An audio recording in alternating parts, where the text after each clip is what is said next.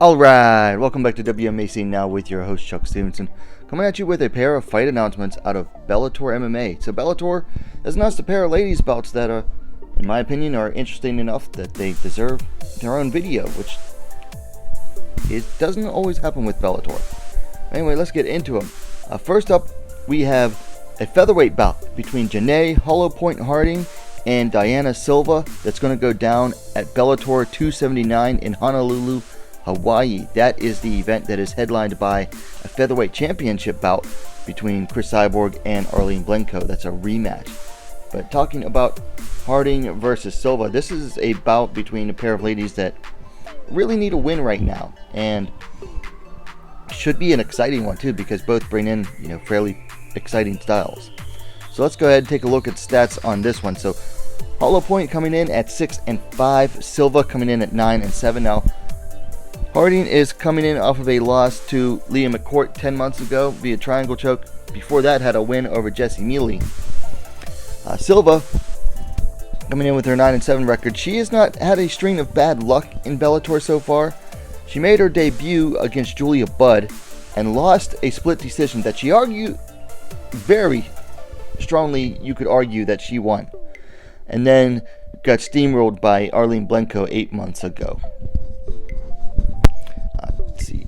Harding is the younger fighter, 27-31, so youth favors Harding. Harding's a little bit taller, 5'9", 175 centimeters to 5'7", 170 centimeters for Silva, and Harding has an equal reach advantage as well, 70 inches, 178 centimeters for Harding, 68.5 inches, 174 centimeters for Silva. So pretty similar dimensions, both up there in the featherweight division.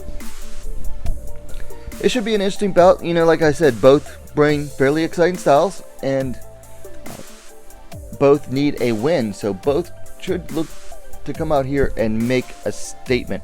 Harding was on her way to winning her last bout against Leah McCourt, and then she ate an unfortunate upkick that just knocked her kind of silly and unfortunately fell into the triangle choke of Leah McCourt. But before that, she was doing good.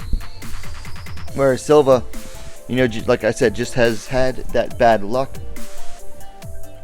Arguably beat Julia Budd, losing a decision, and then getting kind of steamrolled by Arlene Blencowe. But I like both of these ladies. I like what they bring to the cage, which is rare for the featherweight division. I'm not this division's biggest fan, but I know certainly when Janay Harding fights, I'm watching. So looking forward to this one. The next bout Bellator announced is in the Flyweight division. Alejandra Lara taking on Ilara, Arya Stark, Joanne, and this one takes place a few months from now at Bellator 282, Musasi versus Eblin, that goes down in Uncasville, Connecticut. Should make for a fun bout here. This is another bout where both ladies are coming in and they need a win, because they've had some bad luck themselves lately. So let's go ahead and take a look at the stats on this one. Azul coming in at 9-5, Arya Stark coming in at 9-6, so very similar records. Both ladies coming in off of 2 losses each. Lara dropped a split decision to Kana Watanabe about a year ago, and then dropped a decision to Deanna Bennett 6 months ago. Joanne fought Kana Watanabe about 2 years ago in Japan, where she lost via TKO, and then she dropped a split decision to Vanessa Porto 7 months ago. So like I said, both ladies really needing a win here. They're very close in age. Joanne's 1 year the elder, 28-27 for Lara. Lara, though, is going to have a nice size advantage here.